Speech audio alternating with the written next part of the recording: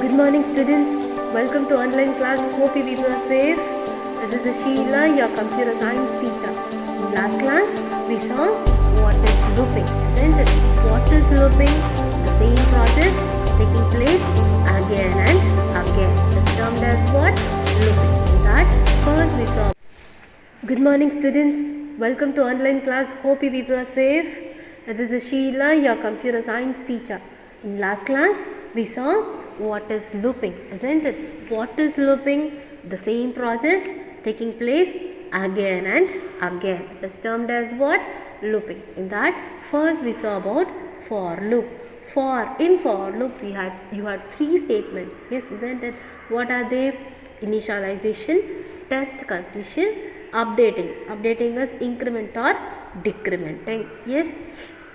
And we also saw what is empty loop, what is infinite loop in all, isn't it? Today we shall see what is while loop. So what is while loop? While loop is a control flow statement that allows the loop statement to be executed as long as the condition is true. So any loop that you take, what happens is it just continues to execute until the condition is true. Once when it is false, it comes out of it. And you know what sort of loop is your while loop? While loop is your entry controlled loop. Your entry loop is going to be entry checking loop is going to be your while loop. The while loop is an entry controlled loop because your expression is checked in the beginning of the loop itself. Just get into the syntax now. As you get into this syntax, what happens? While your expression is being checked here itself. While A is greater than B, an expression, isn't it? This expression will be checked in the beginning of the statement itself. So in such a case, we call it as what? While loop. Yes, have a look here, your flow chart. Your expression is first checked. In case if it is true, what happens? The loop continues to execute. Till what will it continue to execute? Till the condition is true. Once when it is false, it gets out of the loop. Yes, that is what is termed as what? Your while loop. Now let us get into this program to see how your while loop works. Yes, this is a very similar program that we did using for loop. Now instead of for loop, what we are going to use? We are going to use while. Yes, what we are going to use? While statement. Listen, I is equal to 1, sum is equal to 0. These are all initialization. Yes.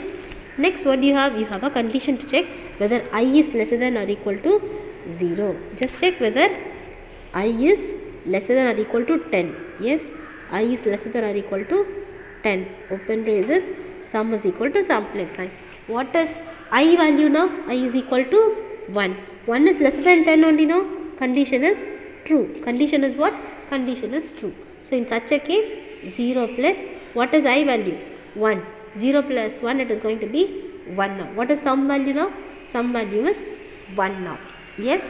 What is I plus plus now? I is equal to I plus 1. What is I value? I is equal to I plus 1, which means I is equal to 2. Again the process will continue. How the process is going to continue? Now sum is equal to 1, I is equal to 2. Fine. Sum is equal to 1, I is equal to 2. Let us continue now with this. Yes, sum is equal to 1, I is equal to 2. Now 2 is lesser than 10. What?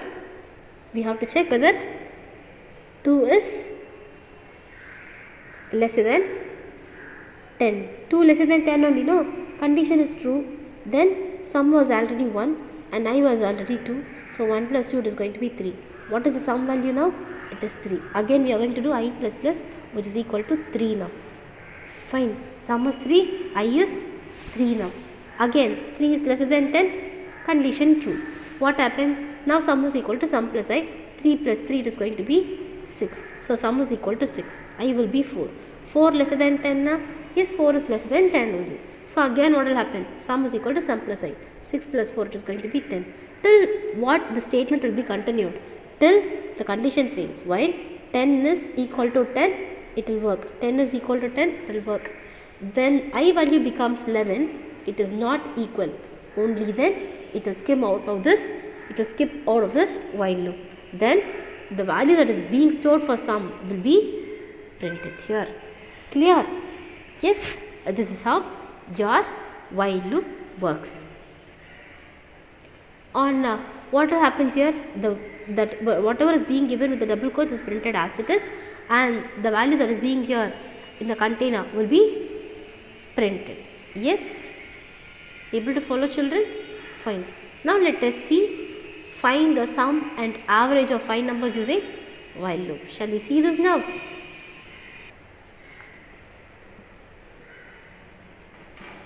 Hold on.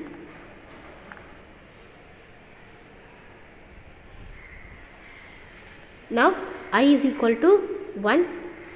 We have declared num, average, and sum is equal to 0. Remember, I is 1, sum is equal to 0. Now I is less than 5. What is the value of I? 1. 1 is less than 5. Yes, it is less than 5 only. No. Enter the number now.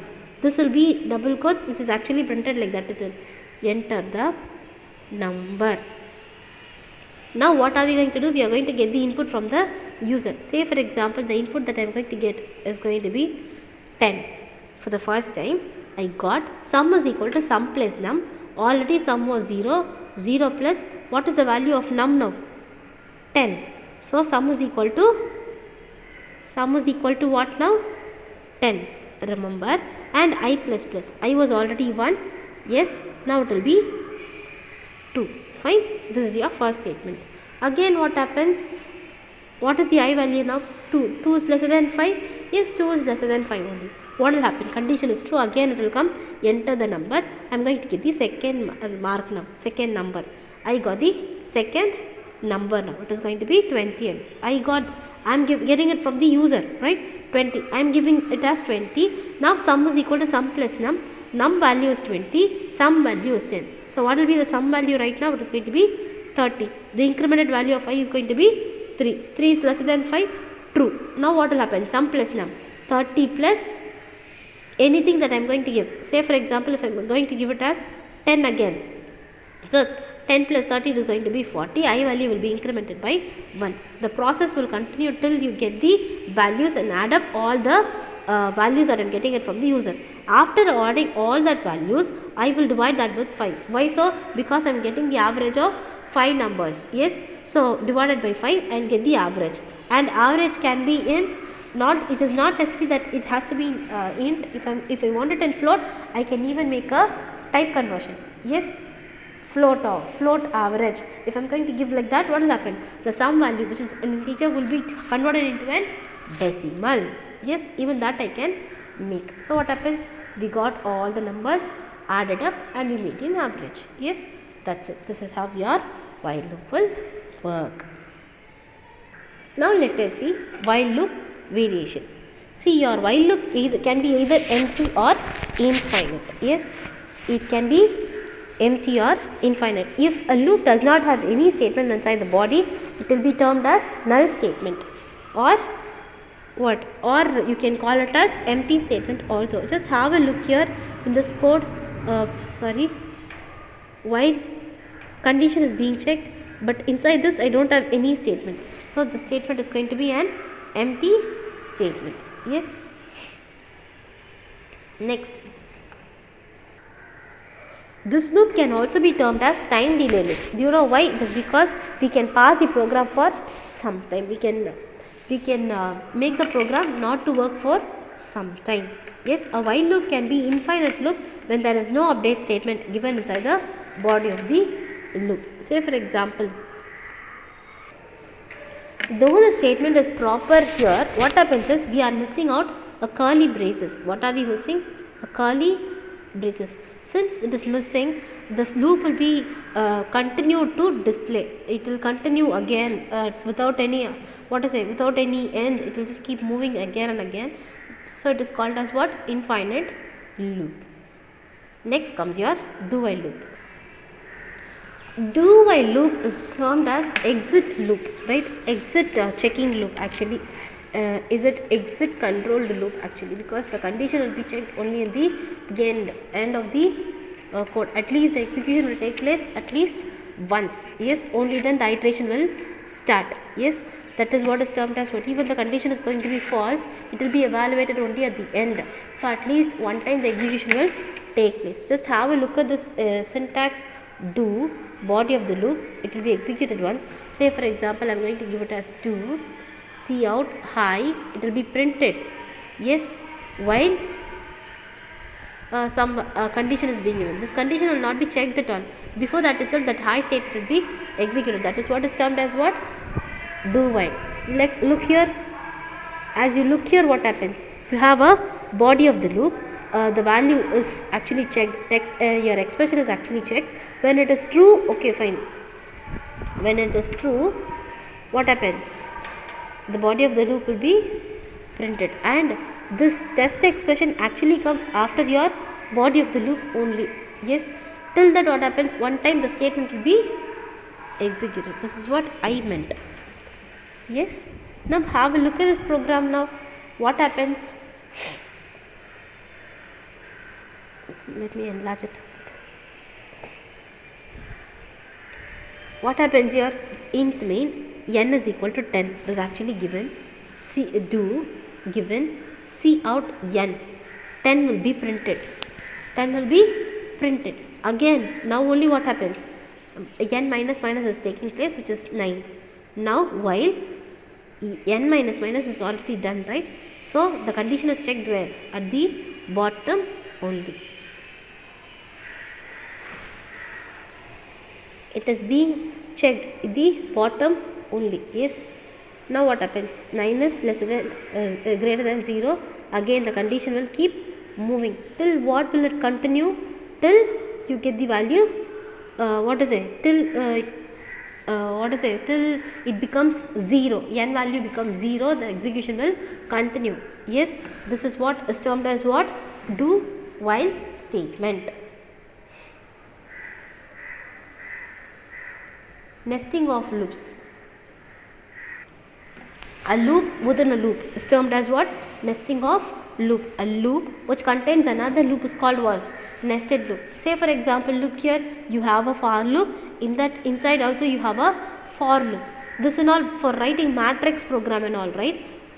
For that and all you will get this. For writing rows you need a for row. For columns you need one. One for loop, like that. Even here, just have a look. While condition is here. Inside a while condition, another while condition is being checked. Do statement is here. Inside that, another do statement is here. If a loop is present inside another loop, it is termed as what? Nested loop. This is an example for a multiplication table. In this, as you get into this program, you can see main, which is actually has a function called void. Void is nothing but it is a parameter, but this void does not return any value. For that they have given it as void. It is not going to return anything outside. It is going to be within the code itself. Next, let us move on to the next line. As you get into this is being in a double quote, which will be printed as it is a multiplication table. Endl. Endl represents a new line. Instead of giving /n, they have represented that as endl. Even that is correct only. Next, what do you have? 1. Yes. After that, you have T1, T2, T3, T4, T5, T9. What is all this? It is all nothing but a tab space. Yes, tab space. Next, you have next line. Then you have endl. Yes. For this line alone, just have a look at the output. You will come to know how it works. Yes, 1. Then you have a tab space. Yes. Now let us move on with the code. Fine. Let me explain this in the note now.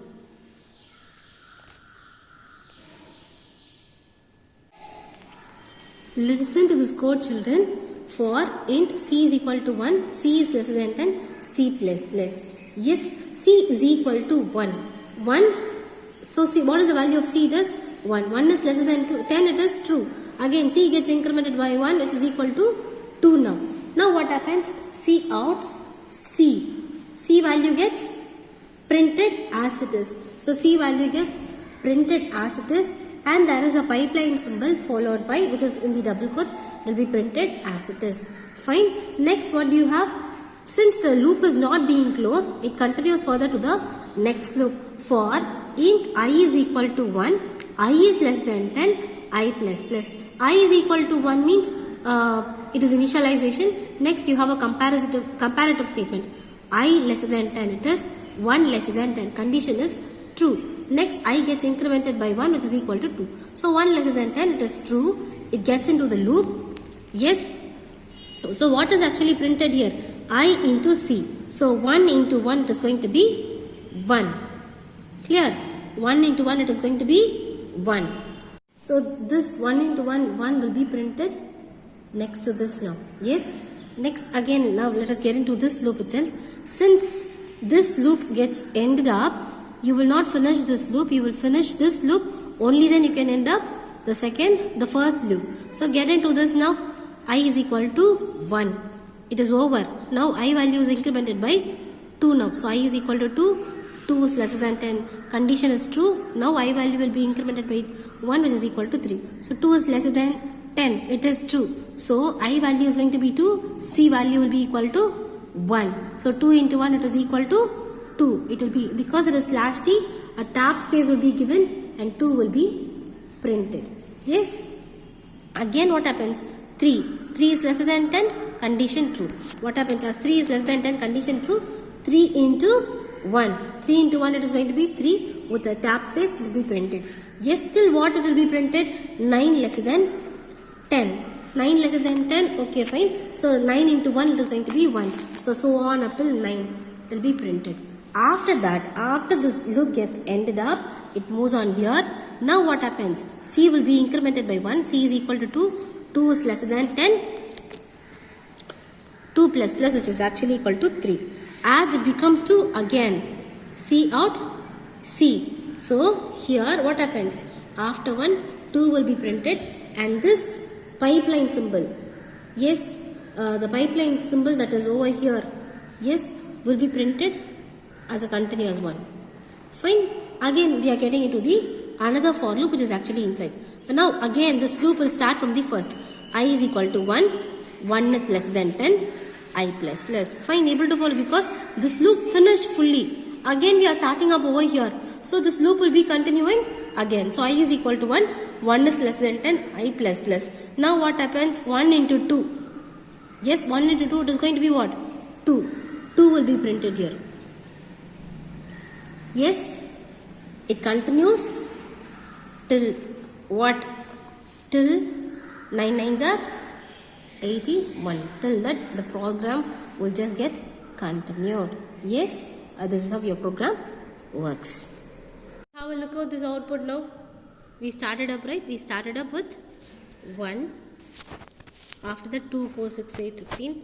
Again as the for loop C gets incremented. So C into I, C into 1, C into 2, C into 3. Just like that 9 9s are 81. Till that the program will continue. Yes, this is nested loop example. Now let us move on to the next topic. It is jump statement. What is jump statement? Jump statements are used for interrupting, for skipping the normal flow of program. It is of types, okay, different types. One is go to statement, the other one is break statement, the other one is continue statement. What is go to statement? It moves from one place to the another without any condition in a program. That is what is called as what? Go to statement. See, look at the example, go to label and label, go to label. Both are correct only. Now let us move on. This is forward loop. Which one? Go to label to label. This is forward. Go to label to label is backward jump. Yes. Just have a look at this program now. See, in the above syntax, the label is nothing but an identifier. When go to label is encountered, the control program jumps to the label. Guys, look at this program. Let me explain you. Yes. Initially, n is equal to 1. Remember, jump. Jump is a identifier now. Yes, jump is nothing but a identifier. So jump is a identifier label, right? So now what happens if n is less than 10? 1 is less than 10 only, no? It is lesser only. So, what happens? C out will be printed. What will be printed now? What is n value? 1 will be printed. What is the next statement that you have? N is equal to, n plus is equal to 2. It means what? N is equal to n plus 2. N plus 2. So, what is n is equal to n plus 2? 1 plus 2 is going to be 3. So, what is the value of n now? It is 3. N is equal to 3. Now, what is the next line that you have? Go to jump. It means it moves back to the jump statement. As it goes back to the jump statement, what is the value that it holds for n now? It is 3. Is 3 less than 10? Yes, 3 is less than 10. What happens? 3 will be printed. When you look at this program, you will have a doubt. It is not 2, it is 3. Fine. So 3 is less than 10. 3 will be printed. Now n is equal to n plus 2. 3 plus 2, it is going to be what? 5. Remember, again go to jump. Is 5 less than 10? True. So 5 will be printed. Again 5 plus 2, it is going to be 7. Go to jump, it goes here. 7 less than 10? True. Moves on. 7 plus 2, it is 9. It moves on like this. So here it is not going to be 2, it is going to be 3. Yes, this output is wrong. But this is not 2, this is 3. Fine. This is how your go-to statement works. In the above program, the first 5 odd numbers are displayed. If n is less than 10, go to transpose the control to jump statement. If n is greater than 10, the control comes out of the loop. So what is a break statement? Break statement is a jump statement which terminates the execution of the loop, and the control is transferred to resume normal execution after the body of the loop. Yes, whenever you find a break statement, you will stop the process abruptly and you will move on to the next loop. Yes, next process. That is what is termed as what? Break statement. As you get into this, you have for loop. For init, expression 1, expression 2, initialization, you have expression, and you have expression, another expression. After that, you have a condition to check. If condition is checked and if you have a break statement, what happens? It moves straight away to the next statement which is outside the loop. While an expression is checked, if condition moves on, if it finds a break, it moves on to the next statement. The same way for the do while also. Fine. Now what do you have here? A C++ program to count n numbers using break statement. Shall we do that now? C int count is equal to 1. Your execution always starts from main. There is no necessity that I have to explain you from hash include IOStream and namespace standard, because we repeated it again and again. So your execution always starts from main, and you have int count is equal to 1. Do count value will be printed. Double quotes, whatever is being in the double quotes will be printed as it is. Count, what will be printed here? 1 will be printed. Fine. Next, what do you have? If count is greater than 3. Is count greater than 3? No. If count is greater than 3. Is count greater than 3? No. Count is not greater than 3. It is equal to 1. So what happens? It moves on out of the if loop now. It doesn't get into the if loop. So what happens? Count is equal to count plus plus. It means what? Count is equal to count plus 1, which is 2 now. Just have a look at this code. Count is equal to 1. As you get into this, what happens? Count will be, this is within the double quotes, it will be printed as it is, as count colon. What is the value of count now? 1 will be printed. Next, it moves on to the next line. What is there in the next line now? Just have a look. What is there in the next line? If count is greater than 3. Is count greater than 3? No. Count is 1. 1 is greater than 3? No. So this statement will not work now. Count will get incremented by 1, which is actually 2 now. And the condition will be checked here.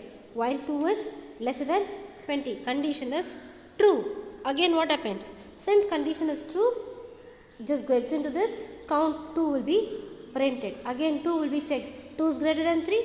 No. Since it is not, again what happens? Count will be incremented by 1. So the value will be 3 now. Okay. So 3 is greater than, lesser than 20. Condition is true. Again it gets into this. Count 3 will be printed. Is count 3 greater than 3? No. So the condition will be braked here. So the while loop will not execute further. So what is the value will be printed? 1, 2 and 3. This is how your break statement works. Though the condition condition can be checked till 20, it is just getting out of the loop within 3 comparisons itself. What about continuous statement? Continuous statement is very similar to your break statement. Instead of the loop to terminate, what happens is the loop will continue to work. Yes, that is what is termed as what? Continuous statement. Here, and for 3 expressions, for loop how the continue can be, for while loop how the continue is going to be, and for do while how the continue is going to be is being given here. Yes. In the above example, the loop will iterate 10 times, but it reaches 6, then the control is transferred for the for loop because of the continuous statement. Just get into this, we shall see. Fine. Just have a look at this code for I is equal to 1. Yes, 1 is less than 10. Let me enlarge it. Just get into this now. Yes, for I is equal to 1, I is less than 10. 1 is less than 10. Now I value will be equal to 2. Is 1 is equal to 6? No. Still, what happens? If 1 is equal to 6, the process will be continued. Else, since it is not equal to, what happens? It moves on to the else part. Where does it move on to? It moves on to the else part. Fine. So, what will be printed now? See out I. What is I value? 1 will be printed. Fine. Again, the for loop will be processing. So, I is equal to 2, 2 is less than 10. What happens? C out 2 will be printed because I is not equal to 6. What happens here is, if I is equal to 6, the statement is not going to break. It is going to further continue. Till what it is going to continue? Till it is 10. Yes, see, look at the result. Till it is 10, it just gets continued. Yes, difference between break and continue. As you see, this break statement works as a terminate statement. Continue is not like that. It is not going to terminate any of the loop. Break stops the iteration. Here, continue skips the iteration. When the statement is executed, control will flow out from the loop and executes the statement immediately after the loop. When the statement is executed, it will not come out of the loop but moves or jumps to the next iteration. Break is used with loops as well as switch case. Continue is used with loops. It is not used in switch case. Yes, hand-on practice is your work. You people try it, and when you people are not able to solve it, we shall solve all this in the live session.